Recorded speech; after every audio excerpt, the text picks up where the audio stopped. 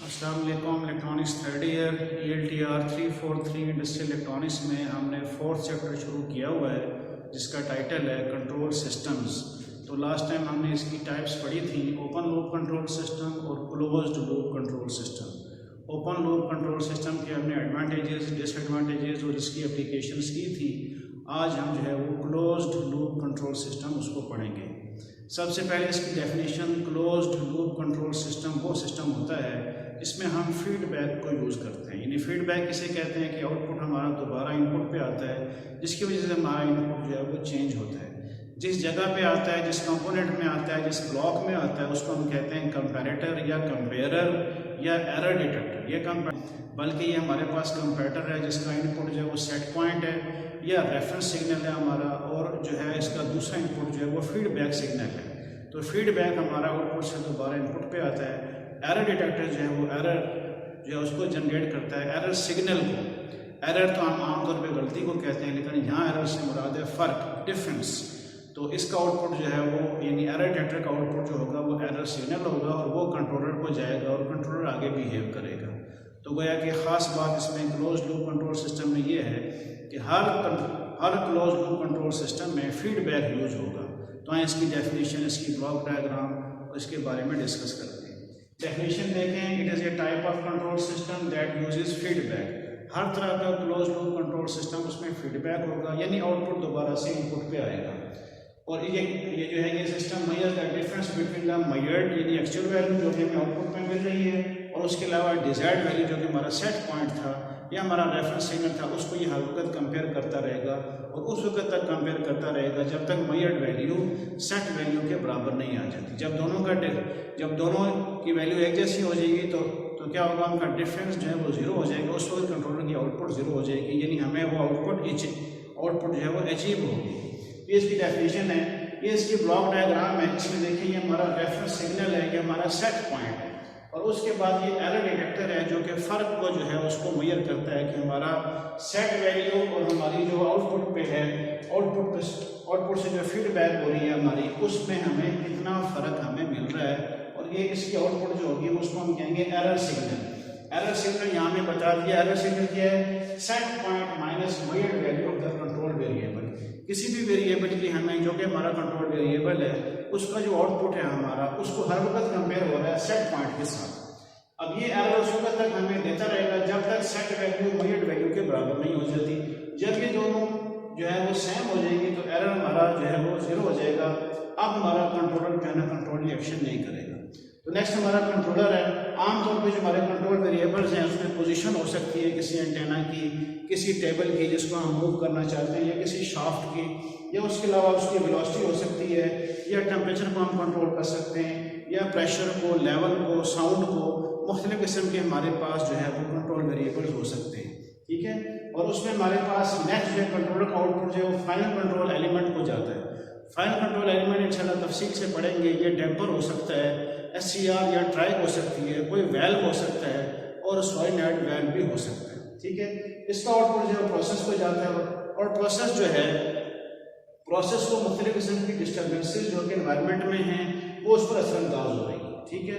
और ये हमारा कंट्रोल वेरिएबल है, ये हमें यहाँ पे आउटपुट मिलेगा, यानी कंट्रोल्ड आउटपुट मिलेगा। यानी कंट्रोल सिस्टम के जरिए से हमारा जो वेरिएबल था वो हमें एक कंट्रोल्ड आउटपुट दे रहा है। और ये दोबारा से अब क्या होगा, अब फीडबैक पाथ को कंप्लीट करने के लिए हमारे पास कोई ना कोई सेंसर होगा, यानी ट्रांसड्यूसर होगा। उसमें जिस तरह की हमारे पास वेरिएबल होगा उसके एतबार से, साउंड के एतबार से साउंड का ट्रांसड्यूसर होगा, टेम्परेचर के एतबार से टेम्परेचर का ट्रांसड्यूसर होगा। ट्रांसड्यूसर हम पढ़ चुके हैं इससे पहले कि ट्रांसड्यूसर हर वो चीज़ होती है, ऐसा डिवाइस होता है जो किसी भी तरह की क्वांटिटी को इलेक्ट्रिकल क्वांटिटी में तब्दील करता है। तो ये हमारा फीडबैक पाथ बनेगा इस सेंसर के जरिए से, ठीक है, सेंसिंग डिवाइस के जरिए से। जैसे हमारी मोटर की स्पीड है तो उसको हम टैको जनरेटर के जरिए से हम उसको मेजर करेंगे। टैको जनरेटर उसमें सेंसर होगा, ठीक है। तो ये हमारा फीडबैक पाथ बन रहा है जो कि दोबारा यानी हमारे पास एरर डिटेक्टर के ऊपर आ रहा है, और फिर ये एरर डिटेक्टर क्या कर रहा है, एरर सिग्नल जनरेट कर रहा है, जिसके बारे में बात होगी, ठीक है। सेट पॉइंट क्या होता है इसमें, जिसको हम अचीव करना चाहते हैं, जिस हमारा जो वेरिएबल है उसके जरिए से हम जिस आउटपुट को अचीव करना चाहते हैं उसको हम कहते हैं सेट पॉइंट, या हमारा उसको हम कहते हैं रेफरेंस इनपुट, ठीक है। उसके बाद है कंट्रोलर। कंट्रोलर क्या है, हमारा कंट्रोलर क्या काम करता है, ये कंट्रोल एक्शन लेता है और इसके जो है वो मोड्स ऑफ कंट्रोल होंगे, ये तफसील से इंशाल्लाह पढ़ेंगे। इसके 5 मोड्स ऑफ कंट्रोल होंगे जिसके जरिए से ये कंट्रोलिंग एक्शन लेगा। उसमें एक ऑन ऑफ है, उसके बाद दूसरा इसका प्रोपोर्शनल है, तीसरा इसका PI है प्रोपोर्शनल प्लस इंटीग्रल है, और PD है प्रोपोर्शनल प्लस डेरिवेटिव है, उसके बाद PID है। ये कंट्रोलर का काम है। कंट्रोलर की इनपुट जो है वो एरर सिग्नल है और इसका आउटपुट जो है वो फाइनल कंट्रोल एलिमेंट को जाता है, जो कि फाइनल कंट्रोल एक्शन लेते हैं। यानी जो है ऑपरेटिव एक्शन जो है वो फाइनल कंट्रोल एलिमेंट लेते हैं, ठीक है। तो इसके बाद ये इसकी जो है ब्लॉक डायग्राम होगी। उसके बाद इसके एडवांटेजेस क्या हैं कि ये मोर एक्यूरेट होते हैं, ओपन लूप कंट्रोल सिस्टम के मुकाबले में मोर एक्यूरेट होंगे। और उसके अलावा जो है इसका डिसएडवांटेज क्या होंगे, ये एक्सपेंसिव है क्योंकि इसमें फीडबैक पाथ है।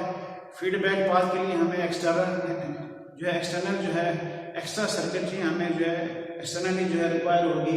इसलिए ये इसकी डिसएडवांटेज है कि ये इसमें हमें फीडबैक पाथ की वजह से उसको कंप्लीट करने के लिए हमें एक्स्ट्रा सर्किटरी चूंकि इन्वॉल्व होती है, इसलिए इसकी कॉस्ट बढ़ जाती है। उसके अलावा ये सिस्टम जो है ये अनस्टेबल होंगे। ये सिस्टम आमतौर पे अनस्टेबल यानी हम इसकी स्टेबिलिटी को डिस्कस करेंगे। पूरा एक चैप्टर है कि कंट्रोल सिस्टम की जो है स्टेबिलिटी को यानी जो है उसको स्टेबल बनाने के कौन कौन से तरीके हैं।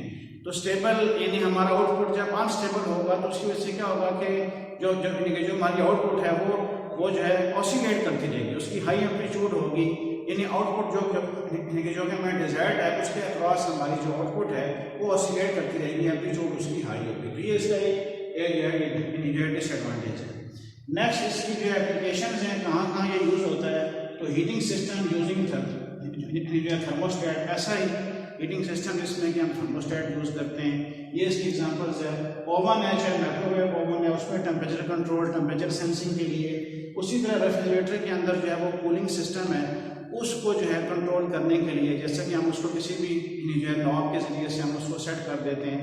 अब रेफ्रिजरेटर खुद से उसको यानी अचीव करता है, उस पॉइंट पे आता है, ठीक है। नेक्स्ट हमारा टेम्परेचर कंट्रोल सिस्टम है एयर कंडीशनर का। ये हमारे पास एग्जांपल्स हैं, इसकी एप्लीकेशंस हैं कि हमारा control loop close loop control system जिसमें कि फीडबैक यूज़ होता है। तो ओके इंशाल्लाह इसके बाद नेक्स्ट टाइम हम पढ़ेंगे। अल्लाह हाफ़िज़, अस्सलाम वालेकुम।